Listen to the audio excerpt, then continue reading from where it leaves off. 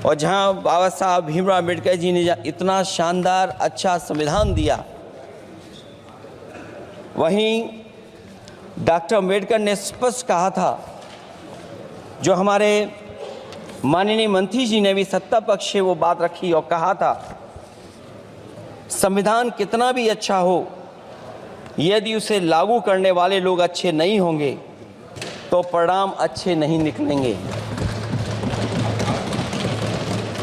भीमराव अम्बेडकर जी, उनको श्रद्धांजलि अर्पित करते हैं हुए जिन्होंने संविधान को देने का काम किया। हमारा संविधान जो तैयार हुआ है, उनकी प्रबुद्ध दृष्टि का परिणाम है कि हमारे पास न्याय, स्वतंत्रता, समानता और बंधुत्व के सिद्धांतों पर आधारित एक महान संविधान हमें मिला है। भारत राज्यों का एक संघ है और हमें विविधता में एकता पर गर्व है। ये हमारा संविधान ही है जिसने भाषाई, क्षेत्रीय, धार्मिक और जातीय विविधता वाले हमारे देश को एक साथ रखा है। ये संविधान डॉक्टर अंबेडकर जी ने कहा था कि संविधान की सफलता इस पर निर्भर करेगी कि हम उसके अनुसार कैसे काम करते हैं। ये देखना है, विधायिका, कार्यपालिका और न्यायपालिका की जिम्मेदारी है कि इस महान देश का शासन हमारे संविधान में निहित उच्च सिद्धांतों के अनुसार चलाया जाए। डॉक्टर अंबेडकर ने कहा था, मैंने तो संविधान निर्माण का दायित्व बहिष्कृत वंचित वर्गों को अधिकार दिलाने के लिया है। ये वही संविधान है जो समय समय पर हमारा रक्षा कवच बनता है। अध्यक्ष महोदय, ये संविधान हमारी ढाल है, संविधान हमारी सुरक्षा है, संविधान हमें समय समय पर शक्ति देता है। संविधान ही देश की 90% शोषित, उपेक्षित, पीड़ित, वंचित जनता के अधिकारों का सच्चा संरक्षक है। ये संविधान ही हमारा बड़ा मददगार है। इसलिए ये हमारे जैसे लोग और देश के कमज़ोर लोगों के लिए और खासकर पीढ़ी के लिए संविधान की रक्षा जन्म मरण का विषय है। मैं सबसे पहले लाखों लाख लोग जो भारत देश की आज़ादी में जिन्होंने अपनी जान न्यौछावर कर दी, देश आज़ाद हुआ। आज़ादी के बाद बाबा साहब भीमराव अम्बेडकर जी और तमाम हमारे वरिष्ठ लोगों ने इस संविधान को देने का काम किया। मैं उनको याद करने के साथ साथ जो आज 13 तारीख, जिस दिन हम आप सदन में बैठे हैं, एक ऐसी घटना घटी थी, अगर उस समय सुरक्षा कर्मियों ने अपनी सूझबूझ के साथ, बहादुरी और साहस के साथ अगर उन आतंकवादियों को मुकाबला न किया होता तो हमारे देश के बहुत सारे महत्वपूर्ण नेता जो उस समय सदन में थे, न जाने क्या परिस्थिति बनती। मैं उन बहादुर जिनकी जान गई उनका याद करता हूँ, वहीं श्रद्धांजलि भी देता हूँ। हम लोग तो उस पक्ष के धर लोग हैं। अगर आप करा सकते हैं तो आप कराइए। नहीं अध्यक्ष महोदय, जब कभी भी हम लोगों को मौका मिलेगा तो जाति जनगणना कराने का काम हम लोग करेंगे। सामाजिक न्याय समाज के अनुसूचित जाति, अनुसूचित जनजाति और अन्य पिछड़े वर्गों को न्याय दिलाने का बड़ा असर आरक्षण था, उसे समाप्त कर दिया गया है। आउटसोर्सिंग और कॉन्ट्रैक्ट बेसिस पर थोड़ी बहुत नौकरियां जो दी जा रही हैं, उनमें दलितों और पिछड़ों का कोई आरक्षण नहीं है।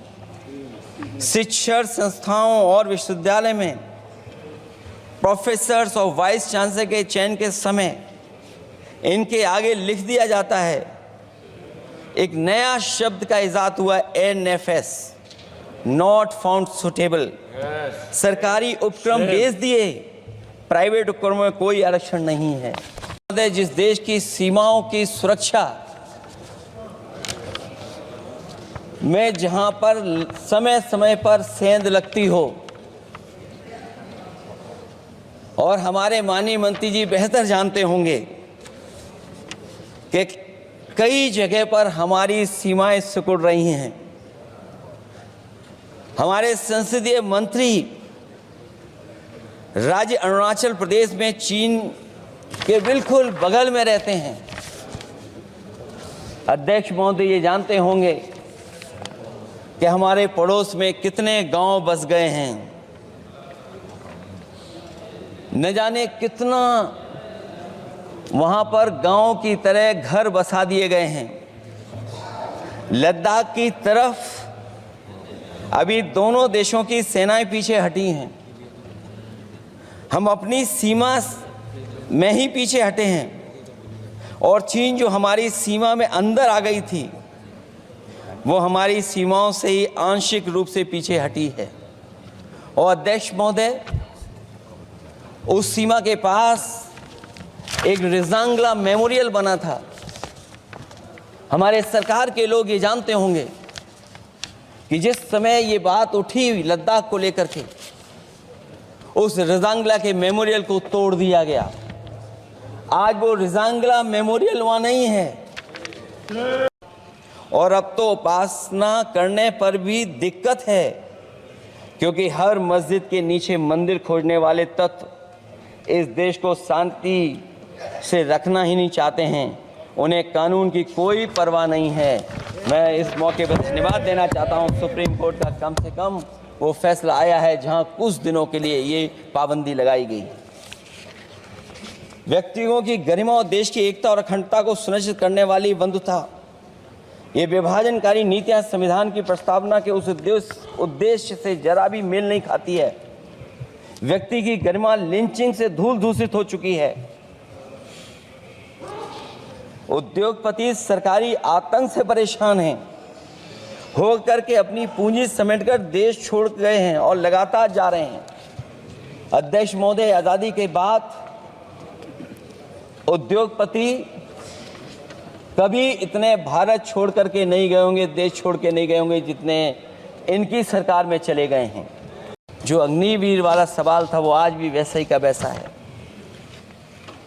हम लोग अग्निवीर वाली व्यवस्था कभी स्वीकार नहीं कर सकते हैं। जो पहले भर्ती जैसी होती थी अध्यक्ष महोदय, अगर वैसी ही भर्ती होगी तो हमारी सीमाएं और सुरक्षित होंगी, हमारे और नौजवान जाकर के देश की असली पक्की वर्दी पहनने का काम करेंगे। क्योंकि उत्तर प्रदेश की चर्चा सत्ता पक्ष से भी हुई।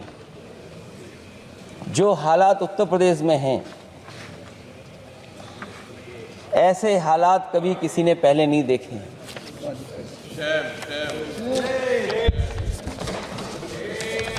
जहां पर कानून की समय समय पर धज्जियां उठ रही हैं। और अध्यक्ष महोदय, केवल एक घटना नहीं मैं कहना चाहता हूं, ऐसी तमाम घटनाएं हैं जिनके बारे में मैं कह सकता हूं। आज़ादी के बाद अगर हम 75वें वर्ष में इस बात पर चर्चा करें संविधान पर, और आए दिन लोगों को न्याय मांगने के लिए आत्मदाह करना पड़े, तहसील हो वहां पे आत्मदाह, जिलाधिकारी हो वहां पे आत्मदाह, न्याय मांगने के लिए अगर मुख्यमंत्री आवास में जाना पड़े वहां पे आत्मदाह। सोचिए हम किस दिशा में जा रहे हैं। और अध्यक्ष महोदय, किसने नहीं देखा कि टीवी पे चलते हुए लोगों की जान ले ली गई? लाइव देखा है सबने। ये कहां का न्याय है? न केवल वो, बल्कि पता नहीं अध्यक्ष महोदय, हमारा प्रदेश कस्टोडियल डेथ में सबसे आगे जा रहा है, महिलाओं के उत्पीड़न में सबसे आगे जा रहा है। ये मैं नहीं कह रहा हूं, अध्यक्ष महोदय, ये सरकार के आंकड़े बता रहे हैं। और न केवल इन चीजों में आगे जा रहा है, बल्कि आजकल जो नए ज़माने का डिजिटल इंडिया है, अगर साइबर अपराधों में सबसे आगे कोई प्रदेश दिखाई दे रहा है तो वो उत्तर प्रदेश दिखाई दे रहा है। कैसी चर्चा संविधान की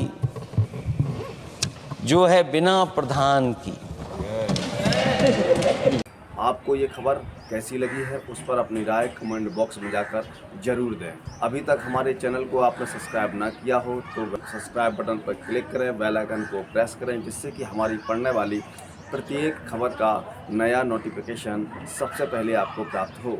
आपसे निवेदन है कि अभी तक हमको ज्वाइन ना किया हो तो ज्वाइन बटन पर क्लिक करके ज्वाइन कर सकते हैं। हम फिर मिलेंगे एक नई खबर के साथ, तब तक आप हमको इजाज़त दीजिए। जय भारत, जय हिंद।